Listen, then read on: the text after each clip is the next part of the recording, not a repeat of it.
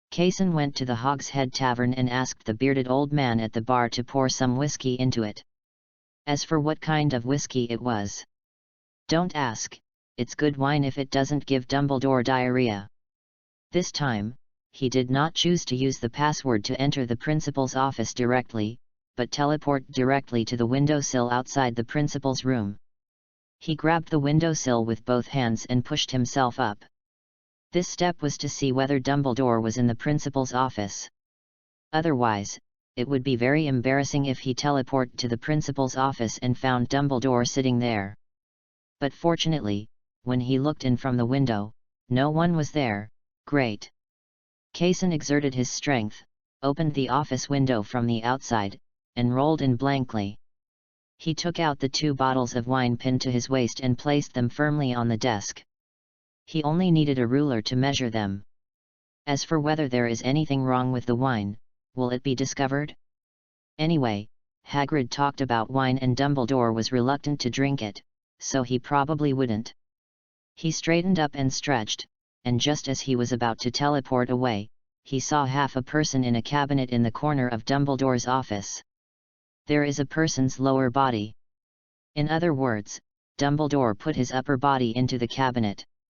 The man in the cabinet discovered Kaysen after he opened the window, and immediately muttered in the cabinet, "So energetic. Is he a little wizard? Come here and help me, I'm stuck in the cabinet." Got it. Kaysen breathed a sigh of relief when he heard what Dumbledore said. It was fine that he didn't know who he was, and he had no intention of helping Dumbledore out of trouble. You must know that the principal has great magic power, and this cabinet is not a treasure chest monster. If he wants to come up with it, he only needs to know his thoughts, not even a wand. At this moment, the most important thing is to run away quickly, but it's a pity that I can't teleport with the Ender.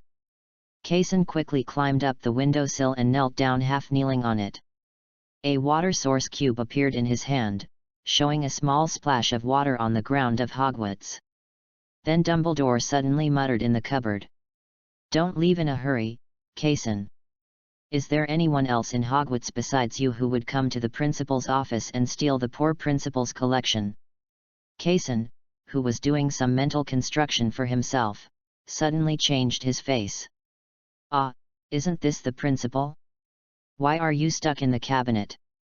As he spoke, he quickly jumped down from the windowsill, hugged Dumbledore with the same vigor as Elusician pulling out a weeping willow, and pulled Dumbledore out desperately.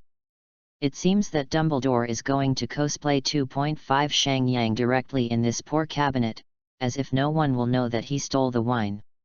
Of course, in fact, while pulling out, Kaysen controlled each small block to carefully separate the cabinet from the place where Dumbledore was stuck. After all, Dumbledore was over 100 years old, so he couldn't really let others pull him to death.